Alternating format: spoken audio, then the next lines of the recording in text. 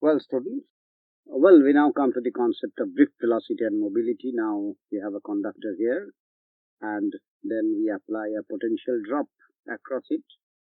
So, as we have already discussed by this time now, that this potential will create an electric field here, which has a value of V by L. Now, L is the length of the conductor. Now, what happens eventually is the fact that this conductor have a cross-section area of A.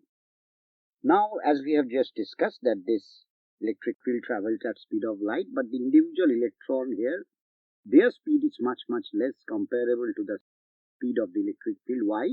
Because they are time and again retarded, or their motion is obstructed by these bigger size ions. So now if I consider the total number of charge in this conductor, as we have already learned basically from Q equal to Ne, that the charge is Q equal to Ne, but as the volume is given, the total charge will happen to be Ne into volume. Why? I hope you remember this N, which was electron density. So that is number of electron per unit volume. So now as the volume is given, I have to multiply the volume to find the total charge. So now Q appears to be N into E and the volume, which is A into L. Now what I do right now is try to find out the expression for drift velocity. So let us check out how we can do that.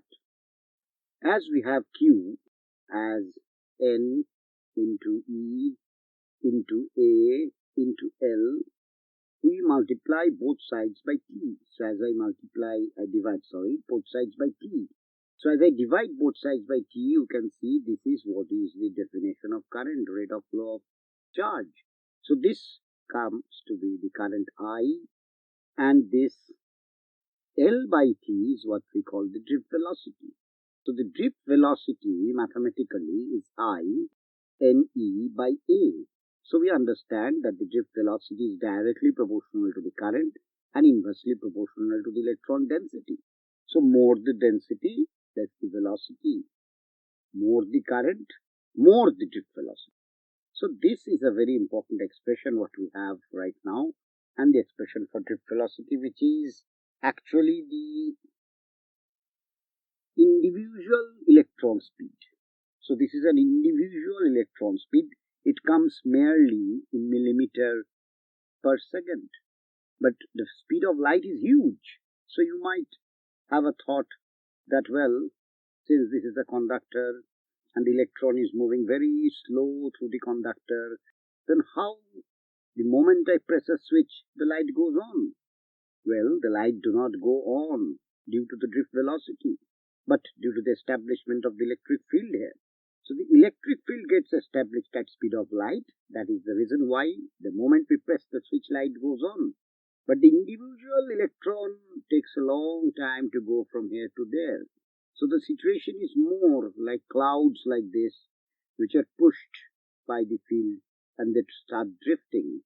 Hence this name, a very poetic name I must say, drift velocity. So now we go on to the next concept, which we call mobility. Well, mobility is to do with the ratio of the drift velocity and the electric field. So this is what we term as mobility, the ratio of the drift velocity and the electric field. And as we have just learned, that drift velocity is I Ne by A, and electric field E is V by L. So I replace all these values here. So now mobility, you can see, comes to a factor which depends on many things. Like I will substitute I N E A first, then E V, the L goes up there. So you see, mobility depends on current, depends on density, depends on the voltage, depends on the area and the length too. So these are the various factors on which mobility depends. And mobility has another tendency that we have already discussed. More the size, less the mobility. So more the size, less is the mobility. So that is what we have right now for mobility and drift velocity. For testing your understanding of this lesson and more videos, log on to www.tubelessons.net.